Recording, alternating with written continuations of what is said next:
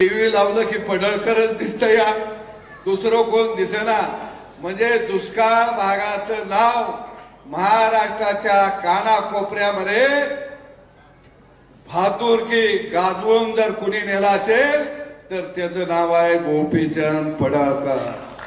मी त्यांच्या ऋषी कार्यकर्त्याला सुद्धा मनापासून धन्यवाद देतो. का आता काय म्हणतील सदाभाऊ त्याचं कौतुक करत होते. कशासाठी कौतुक करतो?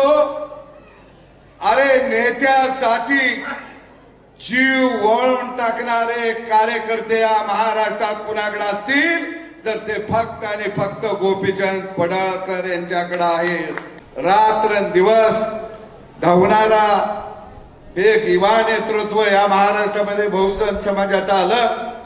आमच्या बरोबर आदरणीय भाव हे खांद्याला खांदा लावून उभा आहे. आमचं तर तिघ चौघ आहे आम्ही.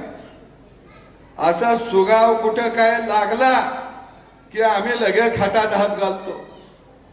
अरे कुणाला आता मी बातमी ऐकली भाऊ, 2 दिवस चालली 6 मंत्र्यांच्या विकेट उडणार.